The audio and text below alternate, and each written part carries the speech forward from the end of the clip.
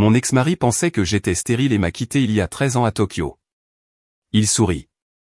Toujours célibataire, n'est-ce pas? Mon fils est un génie, tout comme moi. J'ai souri. Rencontrer mon fils. Il est devenu pâle. Le garçon était son portrait craché. J'avais élevé son fils seul. Son sourire narquois se transforma en regret. Je n'aurais jamais pensé que je serais enceinte et divorcerais le même mois. Murmurai-je à mon reflet dans le miroir de la salle de bain, tenant le test de grossesse positif avec les mains tremblantes. 8 semaines plus tôt, Maxwell était dans notre cuisine. Sa posture raide et formelle, comme s'il s'adressait à un associé plutôt qu'à sa femme depuis 7 ans. « Claire, je veux divorcer. » Les mots frappaient comme des coups physiques. J'ai été patient, mais j'ai besoin d'enfants, d'une famille, quelque chose que vous ne pouvez pas me donner. Le souvenir de ce moment brûlait encore. J'étais resté figé, portant toujours le tablier du dîner que je préparais. Un repas spécial pour discuter d'une dernière série de traitements de fertilité sur lesquels j'avais fait des recherches. Mais Maxwell, nous avons des options, a déclaré le médecin.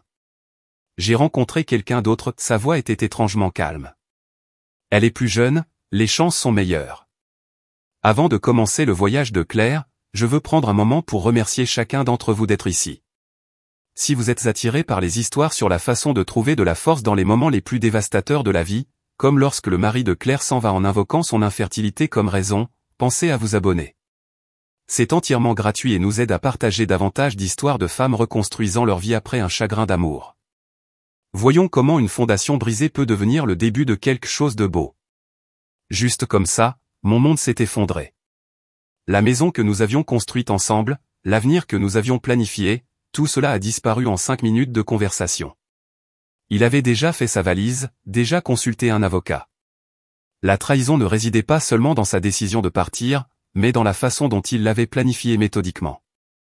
Alors que je faisais des recherches sur les cliniques de fertilité, croyant que nous luttions ensemble, cette nuit-là, j'avais dormi dans notre chambre d'amis, incapable de supporter le vide de notre lit conjugal. Au matin, Maxwell avait complètement déménagé, ne laissant derrière lui qu'un dossier de papier de divorce et des informations sur son généreux règlement financier. De quoi payer 3 mois de loyer dans un modeste appartement pendant que je me remettais sur pied. Le règlement semblait être une fortune jusqu'à ce que je commence à chercher un appartement. 7 ans en tant que femme au foyer m'avaient laissé un CV vide et aucune expérience professionnelle récente. La seule compétence que j'avais à offrir était le diplôme de design d'intérieur que j'avais abandonné pour soutenir la carrière de Maxwell, déménageant 3 fois en 5 ans pour ses promotions. Vous avez un excellent goût, Madame Harrington, m'avait dit l'agent de location lors de ma 12e visite d'appartement.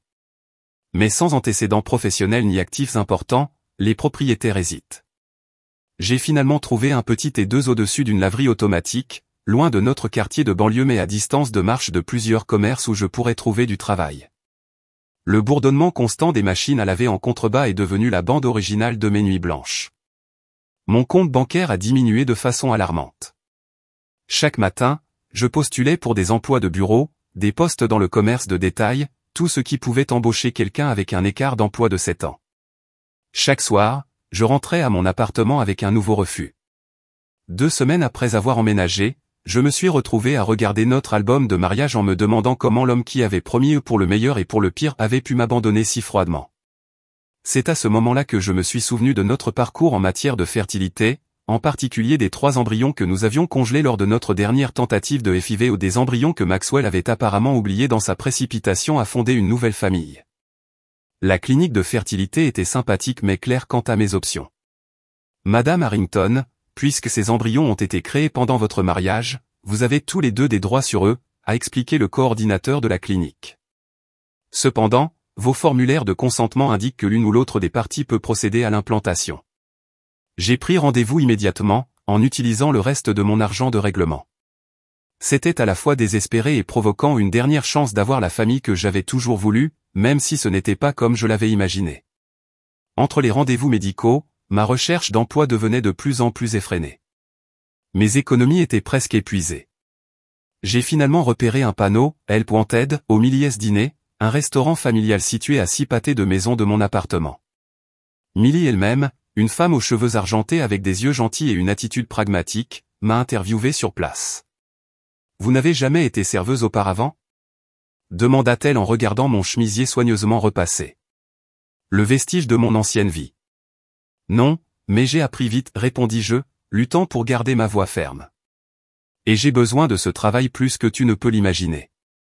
Quelque chose dans mon expression a dû résonner en elle. Des équipes de 6 heures commencent demain. Les pourboires sont répartis également. Ne soyez pas en retard. Cette nuit-là, je me suis entraîné à transporter des assiettes dans le couloir de mon petit appartement, déterminé à ne pas échouer également. La première semaine chez Milly a été brutale. Mes pieds avaient des ampoules dans des chaussures non conçues pour rester debout 8 heures d'affilée. J'ai mélangé les commandes, renversé du café et suscité des soupirs d'impatience de la part de serveurs plus expérimentés. Mais j'ai refusé d'arrêter. Ce travail était ma bouée de sauvetage. Petit à petit, je me suis amélioré. Des clients réguliers ont commencé à demander ma section. Mes collègues, initialement indifférents, ont commencé à m'inclure dans leurs conversations pendant les récréations. Vous n'êtes pas ce à quoi nous nous attendions, a avoué Rita, mère célibataire de 2 enfants qui travaillait chez Milly depuis 15 ans. Quand Milly t'a embauché avec ses perles et ce sac à main fantaisie, nous pensions que tu ne tiendrais pas 2 jours. J'ai ri, me surprenant moi-même. Honnêtement, je ne pensais pas non plus que je le ferais. Au fil des semaines, ces femmes sont devenues mon système de soutien inattendu. Ils n'étaient pas au courant du transfert d'embryons, c'était mon espoir secret, trop fragile pour être partagé. Mais ils sentaient que je me reconstruisais après quelque chose de dévastateur. Puis le divorce fut prononcé. Maxwell ne s'est même pas présenté au tribunal, envoyant son avocat à la place. J'étais assis seul de mon côté de la salle d'audience, me sentant étrangement détaché lorsque le juge déclarait officiellement notre mariage terminé. Personne n'a mentionné les enfants ou la fertilité, juste les actifs, les passifs et l'interruption clinique de 7 ans ensemble. Ce soir-là, j'ai travaillé en double quart de travail chez Milly S, servant des assiettes de plats réconfortants tout en traitant ce que j'étais désormais vraiment seul. Lorsque Rita a remarqué mes yeux rougis, elle m'a simplement tendu un nouveau tablier et a couvert mes tables pendant 10 minutes sans poser de questions. 3 jours plus tard, la première vague de nausées matinales a frappé pendant le service du petit déjeuner. J'ai à peine réussi à atteindre les toilettes des employés avant de vomir violemment.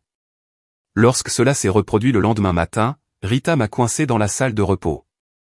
Soit vous êtes enceinte, soit vous avez besoin d'un médecin, a-t-elle déclaré sans détour en m'offrant un biscuit salé. Le test de grossesse à domicile que j'ai fait ce soir-là, ainsi que les 2 que j'ai effectués par la suite, ont confirmé ce qui semblait impossible. Contre toute attente, le transfert d'embryon avait fonctionné.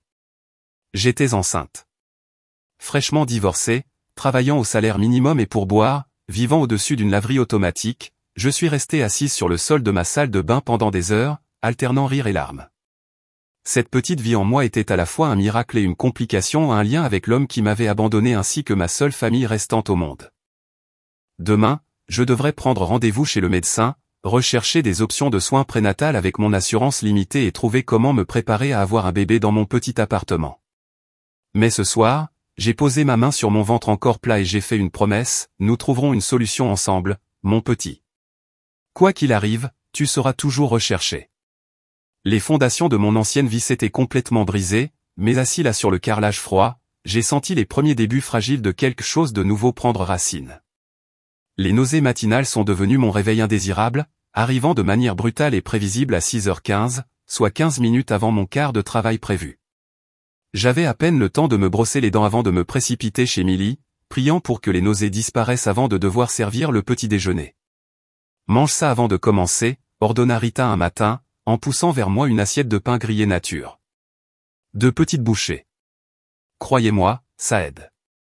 En tant que mère de 2 enfants, Rita était devenue ma gourou de la grossesse, offrant des conseils pratiques sans le jugement que je craignais des autres. À 12 semaines, j'ai enfin trouvé le courage de parler à Milly de ma grossesse. J'avais répété mon discours pendant des jours, terrifié qu'elle me considère comme un handicap et réduise mes heures. Au lieu de cela, elle m'a surpris. Il était temps que tu dises quelque chose, répondit-elle, les bras croisés. La table 4 a géré un pool de paris sur combien de temps avant que tu l'admettes. Elle a ajusté l'horaire sur le champ, me faisant passer de la lourde charge du petit déjeuner au quart de travail de l'après-midi, moins de courses, plus assis entre les tables et ne portant plus ses grosses cafetières. La nouvelle de ma grossesse s'est rapidement répandue parmi les clientes régulières. La plupart étaient gentils, laissant des pourboires supplémentaires avec des encouragements chuchotés ou partageant des histoires sur leurs propres enfants. Quelques clients âgés ont même commencé à apporter des articles pour bébés tricotés à la main, leur laissant leur paiement. Mon héros a occupé 2 emplois alors que j'attendais le premier, a expliqué Dot, une veuve qui venait tous les mardis manger du pain de viande. Vous faites ce que les mères ont toujours fait, quoi qu'il en coûte. Ces petites gentillesses m'ont soutenu malgré la pression financière croissante. Chaque rendez-vous chez le médecin nécessitait des calculs difficiles. Combien de quarts de travail supplémentaires puis-je prendre pour couvrir la quote-part? Quelle facture pourrait être retardée d'une semaine supplémentaire? Les vitamines prénatales consommaient à elles seules un pourcentage alarmant de mon budget d'épicerie. Au cours de mon 2e trimestre, j'ai développé une feuille de calcul impitoyable, suivant chaque centime. Les essentiels pour bébé ont été classés par nécessité, berceau et siège auto en haut, tenue mignonne et gadgets fantaisie entièrement barrés. J'ai parcouru les friperies le dimanche après-midi, mon jour de congé, collectant des vêtements et du matériel pour bébé légèrement usagé à une fraction du prix de détail. Mon petit appartement se transforme chaque mois qui passe. Le salon s'est progressivement abandonné aux préparatifs de bébé. Un berceau d'occasion que Rita m'a aidé à assembler, une chaise à bascule récupérée d'un vide-grenier, une table allongée fabriquée à partir d'une vieille commode que j'ai moi-même remise en état. Vous avez un vrai talent avec ce genre de choses, a commenté Shelley, une autre serveuse qui m'avait aidé à monter la commode sur 3 étages. Avez-vous déjà pensé à faire ça pour de l'argent, réparer de vieux meubles? Je n'y avais pas pensé, mais son commentaire a planté une graine. Le soir après mon travail, j'ai commencé à regarder des vidéos de restauration de meubles en ligne, prenant des notes sur les techniques qui pourraient s'avérer utiles un jour. À mesure que mon ventre se dilatait, mon monde rétrécissait et s'agrandissait simultanément. Physiquement, tout est devenu plus difficile, marcher pour se rendre au travail, rester debout pendant des heures, même dormir confortablement semblait impossible. Pourtant socialement, mon univers s'agrandissait. Le personnel du restaurant a organisé une modeste baby shower au cours d'un mardi après-midi tranquille. Les clients que j'avais servis pendant des mois apportaient de petits cadeaux. Même le propriétaire de la laverie en bas m'a proposé de laver gratuitement les vêtements de bébé pendant mon premier mois postpartum. Ma fille était aussi une mère célibataire, a-t-il expliqué d'un ton bourru. Quelqu'un aurait dû faire la même chose pour elle.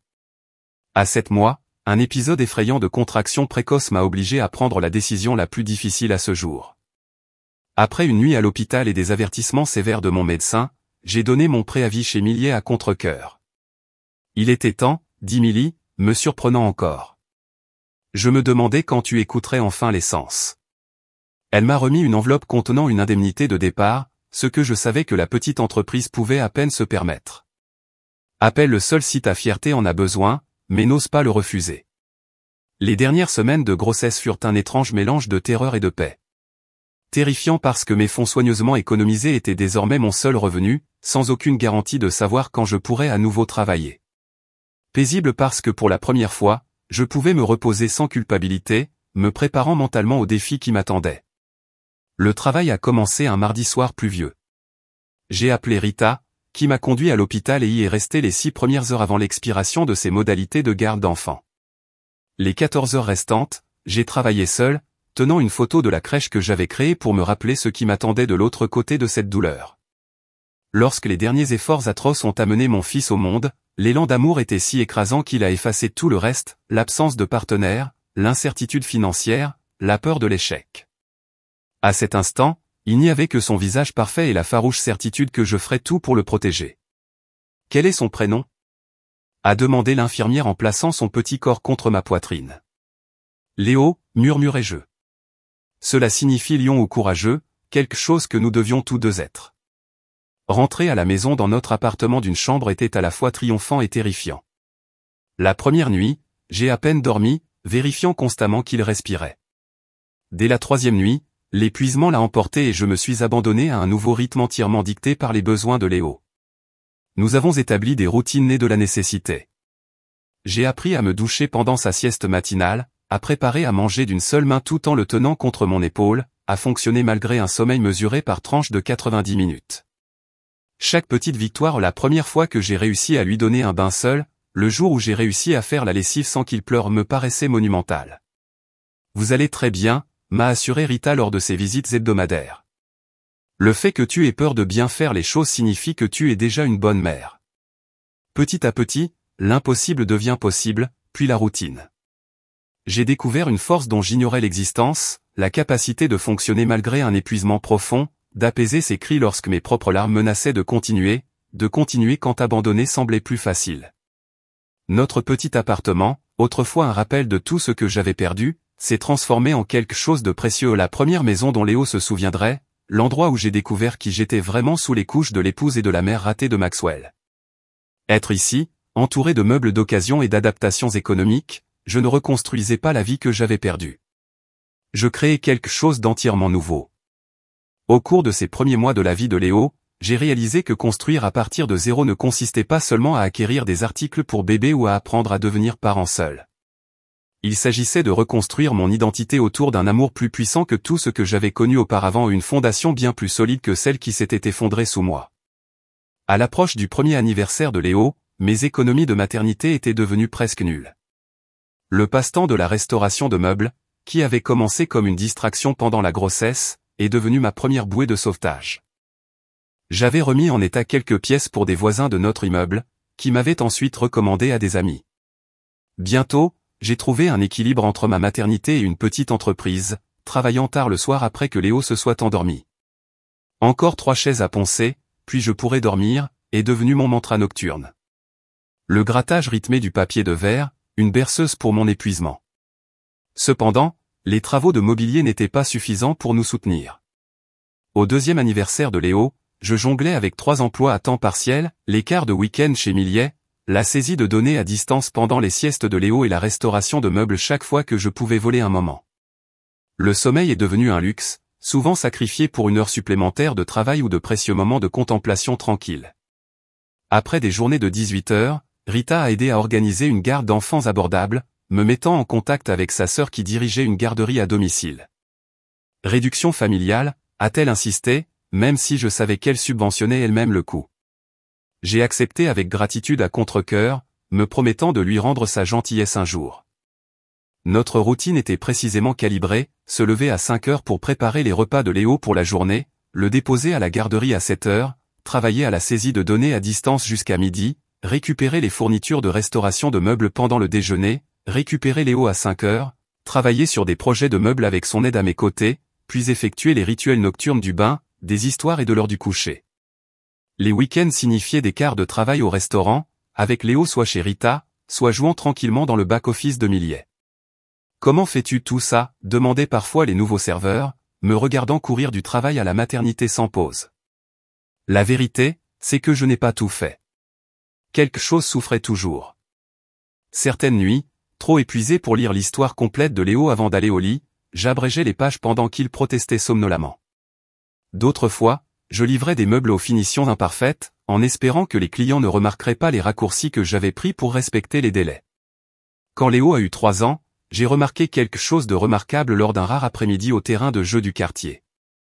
Tandis que d'autres tout petits grimpaient prudemment ou avaient besoin de l'aide de leurs parents, Léo escaladait le gymnase de la jungle avec une confiance surprenante.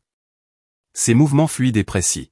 « Votre garçon a une coordination naturelle », a commenté un homme âgé qui l'observait depuis un banc voisin. Mon fils a été entraîneur de gymnastique pendant 30 ans. Je reconnais les signes. J'ai d'abord écarté son observation, trop préoccupé par la survie financière pour envisager des activités parascolaires. Mais au fil des mois, les capacités physiques de Léo sont devenues impossibles à ignorer. Il marchait plus tôt que la plupart des enfants, courait plus tôt et, à 4 heures, il essayait de faire la roue et le poirier sans instruction. Un soir, après une journée particulièrement épuisante, j'ai trouvé Léo en équilibre précaire sur la coudoir de notre canapé, se préparant à sauter. « Léo, non !»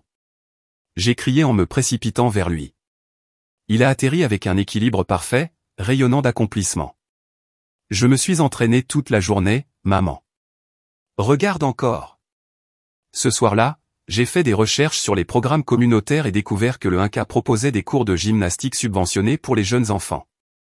L'horaire était en conflit avec mes heures de saisie de données, obligeant à un choix difficile.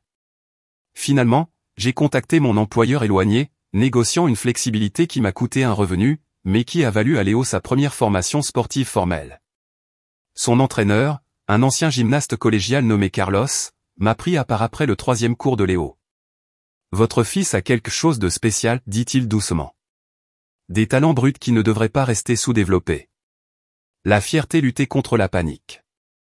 Développer les talents nécessitait des ressources que nous n'avions tout simplement pas. Pourtant, en regardant le visage de Léo s'illuminer pendant les séances d'entraînement, je ne pouvais pas supporter de limiter son potentiel. Nous trouverons un moyen, ai-je promis à Carlos. Tout ce qu'il faudra. Mon entreprise de meubles s'est développée pour inclure des lits pour enfants et des structures de jeux personnalisées, des designs inspirés par l'observation des besoins de mouvement de Léo. Les clients ont payé des prix élevés pour ces pièces uniques, ignorant qu'ils finançaient les activités sportives grandissantes de mon fils. À l'âge de 6 ans, l'entraîneur de gymnastique de Léo a suggéré d'ajouter la natation pour développer la force du haut de son corps. J'ai échangé la finition de l'ancien ensemble de salles à manger du gestionnaire de la piscine contre les leçons de Léo, arrivant tôt pour nettoyer les installations en échange d'un temps de pratique prolongé.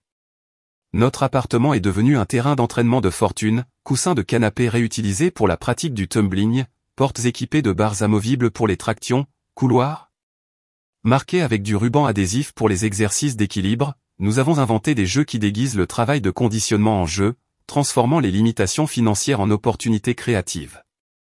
Pourquoi mes amis n'ont-ils pas de barres de singe dans leur salon?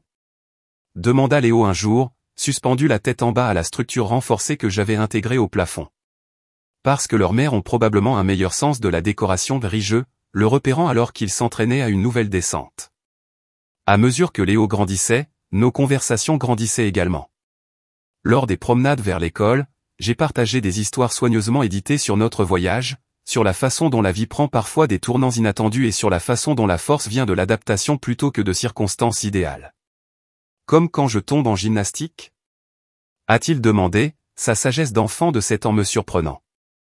Exactement. Il ne s'agit pas de ne jamais tomber, mais de toujours se relever.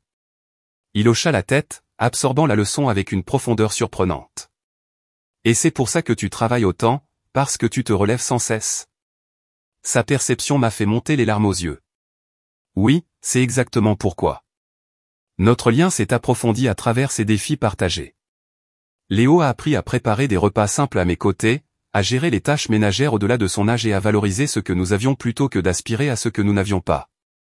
À 8 ans, il m'aidait à livrer des meubles plus petits à des clients locaux, expliquant fièrement le processus de finition aux clients impressionnés.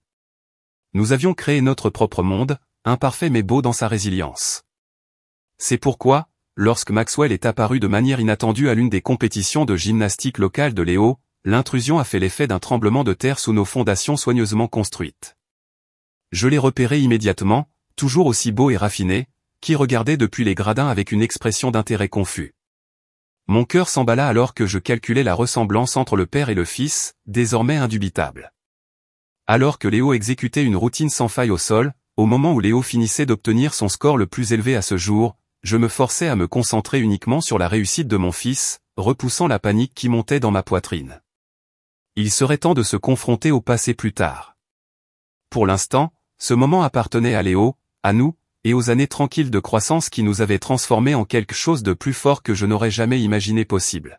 « M'as-tu vu, maman » appela Léo en courant vers moi avec sa médaille. « Je l'ai fait parfaitement. »« J'ai vu chaque seconde, » répondis-je sincèrement, l'enveloppant dans une étreinte féroce tout en évitant de regarder vers les gradins. « Et tu étais absolument incroyable. » Maxwell attendait à la sortie du gymnase, son costume coûteux n'ayant pas sa place parmi les tenues décontractées des autres parents. Je serrai plus fort la main de Léo alors que nous approchions, mon esprit parcourant les voies de fuite potentielles. « Claire, » dit Maxwell, sa voix envoyant un frisson de familiarité indésirable dans ma colonne vertébrale. « Je pensais que c'était toi. » Léo leva les yeux avec curiosité, sentant ma soudaine tension. J'ai forcé une expression calme. « Léo, chéri, pourquoi n'irais-tu pas féliciter Tyler pour sa routine? J'ai besoin de parler avec ce monsieur un instant. » Une fois que Léo fut hors de portée de voix, je me tournai vers Maxwell. « Que faites-vous ici? » Voyage d'affaires. J'ai vu la compétition répertoriée dans le journal des événements locaux. Ses yeux suivirent Léo à travers le gymnase. « Il n'est pas là. » Je l'ai interrompu. « C'est le moment pour Léo. Vous ne pouvez pas vous mêler de cela. » Maxwell m'a remis sa carte de visite, montrant désormais un partenariat avec un cabinet d'avocats prestigieux. « Appelez-moi. » Nous devons parler, a-t-il ajouté avant de s'éloigner. Il a mes yeux, Claire. Cette nuit-là, après que Léo se soit endormi, je me suis assis à notre petite table de cuisine, regardant la carte de Maxwell jusqu'à ce que les bords s'effilochent sous mes doigts nerveux. Les lettres parfaitement gravées semblaient se moquer de la vie modeste que j'avais bâtie. Un seul appel pourrait tout changer, offrir au lion des opportunités qu'il ne pourrait jamais se permettre, alléger nos difficultés financières constantes. Mais à quel prix? J'ai appelé Rita à la place. Il nous a trouvés, c'était tout ce que j'avais à dire. Tu veux que je vienne? Proposa-t-elle immédiatement. Non, Léo dort. C'est juste que. Qu'est-ce que je fais? Que te dit ton instinct? Demanda Rita, sa réponse étant typiquement directe. Pour protéger mon fils. Alors c'est ce que tu fais. J'ai finalement appelé Maxwell 3 jours plus tard, lui organisant un rendez-vous dans un café pendant les heures d'école de Léo. Il est arrivé à l'heure, comme toujours, arborant désormais du gris sur ses tempes qui renforçait d'une manière ou d'une autre sa présence autoritaire. Il est à moi, n'est-ce pas? Demanda Maxwell sans préambule. Biologiquement parlant, oui. Le transfert d'embryon a fonctionné. Il expira brusquement. Pourquoi tu ne me l'as pas dit? Tu te dis? J'ai eu du mal à garder mon sang-froid. Tu m'as quitté parce que je ne pouvais pas avoir d'enfant, puis tu as immédiatement demandé le divorce. Quand aurais-je dû annoncer cette nouvelle exactement? J'avais le droit de savoir, et Léo avait droit à un père qui le voulait inconditionnellement. Les années de colère que j'avais réprimées pour le bien de Léo menaçaient de déborder. Pas celui qui a abandonné sa mère lorsque la conception s'est avérée difficile. L'expression de Maxwell passa de l'accusation au calcul. Je veux faire partie de sa vie. Il mérite les avantages que je peux lui offrir. Il mérite de la cohérence et de l'amour. Je me levai pour partir. Vous n'avez démontré aucune capacité pour cela. J'ai changé, Claire. Le voir ce que tu as accompli seul, ça m'a fait tout réévaluer. J'ai fait une pause. Que proposes-tu exactement, Maxwell? Sa réponse est arrivée 2 jours plus tard, lors d'un dîner extravagant dans un restaurant que je n'aurais pas pu me permettre avec un mois de salaire. Il a décrit un avenir qui autrefois aurait semblé être un rêve, le remariage, une maison dans son quartier aisé, un entraînement privé pour la gymnastique de Léo, les meilleures écoles, la sécurité financière pour laquelle je m'étais si durement battu pour créer moi-même. Léo aurait mon nom, mes ressources, tout ce qu'il mérite, a conclu Maxwell, et vous n'auriez plus à travailler jusqu'à l'épuisement. Les avantages pratiques étaient indéniables. Plus besoin de jongler avec plusieurs emplois, plus de budgétisation créative pour la formation de Léo, plus de soucis avec les urgences médicales ou les fonds universitaires. J'ai besoin de temps pour réfléchir, lui dis-je, mon esprit tourbillonnant d'émotions contradictoires. Pendant 2 semaines, j'ai observé les interactions de Maxwell avec Léo lors de visites supervisées. Il a apporté des cadeaux coûteux, un tapis d'entraînement de qualité professionnelle, des poignées de gymnastique personnalisées, une tablette chargée de vidéos d'entraînement. Léo se montra prudemment réceptif, curieux de cet homme qui manifestait soudain de l'intérêt pour ses réalisations. Est-ce qu'il va être souvent là maintenant, a demandé Léo un soir alors que je le bordais. Voudrais-tu ça? J'ai répliqué doucement. Léo considéra la question avec une maturité surprenante. Il en sait beaucoup sur les équipements de gymnastique, mais il a l'air déçu quand je ne fais pas les choses parfaitement. Cette observation s'est installée dans ma poitrine comme un poids. Je me souviens des froncements de sourcils subtils de Maxwell lorsque Léo avait du mal avec une nouvelle compétence, de ses regards rapides vers d'autres gymnastes plus accomplis. Le même perfectionnisme qui l'avait rendu intolérant à l'égard de nos luttes en matière de fertilité était désormais dirigé vers notre fils. Je me suis arrangé pour rencontrer Maxwell seul au parc où Léo s'entraînait le week-end. J'ai pris ma décision, lui ai-je dit, en regardant les enfants jouer sur des équipements que Léo pouvait naviguer les yeux fermés. La réponse est non. La confiance de Maxwell affaiblit. Est-ce une question d'argent? Parce que je peux augmenter le soutien. Il s'agit de ce dont Léo a besoin, de stabilité, d'amour inconditionnel, d'un parent qui valorise ses efforts autant que ses réalisations. Je peux le fournir, a insisté Maxwell. Est-ce possible? Il y a 8 ans, vous avez quitté le groupe lorsque les choses sont devenues difficiles. Que se passe-t-il lorsque Léo ne répond pas à vos attentes, lorsqu'il n'est plus un prodige, mais juste un enfant qui passe une mauvaise journée? Le silence de Maxwell était une réponse suffisante.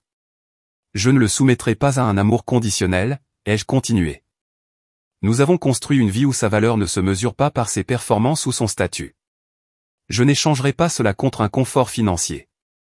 Vous faites une erreur, a prévenu Maxwell, l'attitude de son avocat faisant surface. Je pourrais me battre pour la garde. Tu pourrais essayer, je rencontrai son regard fixement. Mais réfléchissez à ce que cela ferait à Léo, et réfléchissez à ce qu'un juge pourrait penser d'un père qui a abandonné sa femme pour cause d'infertilité supposée, puis a ignoré son enfant pendant 8 ans. La menace de poursuite judiciaire s'est matérialisée par des lettres certifiées et des réunions formelles. J'ai exploité toutes les ressources, empruntant de l'argent à Rita pour une consultation avec un avocat spécialisé dans les affaires de filiation complexes. Il a un lien biologique, mais aucun historique relationnel, a expliqué l'avocat. Les 2 tribunaux sont favorables à la stabilité de l'enfant. La bataille a vidé mes économies et consommé mon énergie, mais j'ai refusé d'hésiter. Lorsque Maxwell a finalement réalisé que je ne céderais pas, il a proposé un compromis, des visites régulières et un soutien financier sans réclamation pour la garde. J'ai besoin de savoir qu'il fait partie de mon héritage, a admis Maxwell lors de notre négociation finale. Mais j'ai reconnu que détruire sa vie serait contre-productif. Le règlement auquel nous sommes parvenus était pratique mais complexe sur le plan émotionnel. Maxwell fournirait un soutien financier pour l'éducation et la formation de Léo, avec des droits de visite progressifs donnant la priorité au confort et à l'emploi du temps de Léo. En retour, je ne contesterai pas la reconnaissance légale de paternité par Maxwell. Après avoir signé les papiers, je n'ai ressenti ni victoire ni défaite, juste le poids profond d'avoir choisi la voie la plus difficile pour les bonnes raisons. La sécurité financière aurait été plus facile. La vie confortable d'épouse de Maxwell, un territoire familier, mais l'indépendance durement gagnée et précieuse valait la peine de poursuivre la lutte. Ce soir-là, en regardant Léo pratiquer Hansen contre le mur de notre salon, j'ai reconnu la force tranquille de notre vie modeste. Nous avions survécu à l'abandon, construit une maison à partir de rien et avons maintenant résisté à la tempête du passé en refaisant surface. Maman, regarde ça, a appelé Léo, exécutant une roue parfaite à travers notre petit salon. Je te vois, répondis-je, les mots ayant un sens plus profond qu'il ne pouvait comprendre. Je te vois toujours. Quels que soient les défis à venir, nous les affronterions ensemble selon nos conditions, non pas en tant que bénéficiaires d'une générosité conditionnelle, mais en tant qu'équipe résiliente que nous avions toujours été. 5 ans après notre confrontation avec Maxwell, je me tenais dans notre modeste cuisine, regardant une enveloppe officielle portant le logo de USA Gymnastics. Léo, maintenant âgé de 13 ans et me dominant à 5 minutes 10 secondes, s'agitait nerveusement à côté de moi. « Ouvre-le, maman » m'a-t-il exhorté, sa voix se brisant avec les changements adolescents qui me rappelaient quotidiennement à quelle vitesse le temps passait. J'ai soigneusement brisé le sceau en dépliant la lettre. À l'intérieur, mon souffle s'est coupé en lisant les premières lignes. Félicitations, Leonardo Harrington. Ma voix tremblait alors que je continuais. Sélectionné pour représenter les États-Unis à la compétition internationale junior de gymnastique à Tokyo, au Japon. Le cri d'excitation de Léo fit trembler les fenêtres alors qu'il attrapait la lettre, la lisant lui-même comme si mes paroles avaient pu être une erreur. Je l'ai fait, maman. Je l'ai fait. La fierté m'a envahi parallèlement à la préoccupation pratique immédiate. Tokyo. Les implications financières étaient stupéfiantes, billets d'avion internationaux, hébergement, repas dans l'une des villes les plus chères du monde. Le programme couvrirait les dépenses de base de Léo, mais l'entraîneur Carlos avait souligné l'importance du soutien familial lors des compétitions internationales. Cela mérite une célébration, ai-je annoncé, mettant de côté mes inquiétudes pour la soirée. N'importe où tu veux dîner. Plus tard dans la nuit, après que Léo se soit finalement endormi, trop excité pour s'installer facilement malgré son programme d'entraînement rigoureux, j'ai sorti la calculatrice et j'ai fait face à la réalité. Entre nos modestes économies, le commerce de meubles qui n'avait cessé de croître au fil des années et le soutien éducatif de Maxwell imposé par le tribunal, nous trouverions un moyen. Il leur manquait encore plusieurs milliers pour le voyage. Le lendemain matin, j'ai appelé Rotita, désormais gérante chez Miliès, après le départ à la retraite du fondateur. J'ai besoin de quarts de travail supplémentaires, ai-je expliqué. Autant que vous pouvez m'en donner. Tokyo, devina-t-elle immédiatement, après avoir suivi le parcours gymnastique de Léo depuis ses débuts. Tokyo, ai-je confirmé. Pendant les 3 mois suivants, j'ai travaillé avec une détermination sans faille. Les jours de la semaine étaient partagés entre mon travail régulier de saisie de données et un calendrier accéléré de restauration de meubles. Les week-ends signifiaient des quarts de travail double chez Miliès, où les clients, qui avaient vu Léo grandir à travers des histoires et des photographies, laissaient de généreux pourboires pour notre fonds de Tokyo. J'ai vendu des biens non essentiels, refusé toute dépense personnelle et suivi chaque centime avec une précision militaire. Léo a également contribué, insistant pour utiliser la petite allocation qu'il recevait d'un magasin d'articles de sport local qui avait commencé à le parrainer pour nous aider à financer notre fonds de voyage. Nous sommes une équipe, maman, a-t-il dit avec la confiance tranquille que j'avais toujours essayé de lui inculquer. On y arrive ensemble, ou pas du tout. 2 semaines avant le départ, la dernière pièce du puzzle financier est arrivée de manière inattendue, une enveloppe contenant un bon d'achat d'une compagnie aérienne pour un siège en classe affaires à destination de Tokyo et une note, Léo mérite que sa mère soit là-bas. Sans aucune condition. Maxwell. La fierté rivalisait avec le côté pratique alors que je regardais le bon. Après une brève hésitation, je l'ai accepté, reconnaissant que parfois la vraie force réside dans l'acceptation d'une aide qui profite à votre enfant, quelle qu'en soit la source. Tokyo était une surcharge sensorielle de néons, de foules et de coutumes inconnues. Le site de compétition, un magnifique complexe sportif au cœur de la ville, arborait les drapeaux de 28 nations. Les yeux de Léo s'écarquillèrent devant l'atmosphère internationale, sa nonchalance typique d'adolescent momentanément remplacée par une appréciation ravie. Peux-tu croire que nous sommes réellement là ? Murmura-t-il pendant l'orientation, en me serrant la main comme il le faisait quand il était enfant.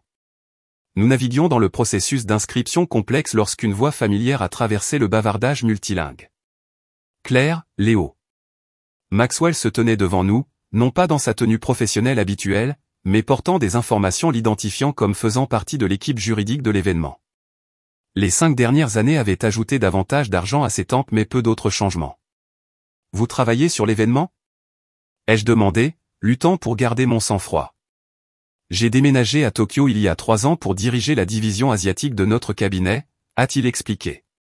Quand j'ai vu la liste de l'équipe américaine, j'ai demandé cette mission. Léo, plus à l'aise avec Maxwell après des années de visites et d'appels téléphoniques programmés, l'a accueilli avec une poignée de main respectueuse. Merci d'avoir aidé maman à arriver ici, dit-il directement, démontrant l'honnêteté que j'avais toujours encouragée. Maxwell hocha la tête, quelque chose comme du regret traversant brièvement ses traits. Je serai à vos événements, promit-il à Léo avant de se tourner vers moi. Nous devrions parler. Cette conversation a eu lieu le lendemain soir dans un restaurant tranquille près de notre hôtel économique, autour d'un thé que j'ai insisté pour payer moi-même. Maxwell a révélé une vulnérabilité inattendue. En regardant de loin toutes ces années, a-t-il commencé en choisissant soigneusement ses mots, j'ai réalisé ce que j'avais gâché. Pas seulement un mariage, mais la chance de vraiment connaître mon fils, de contribuer à le façonner.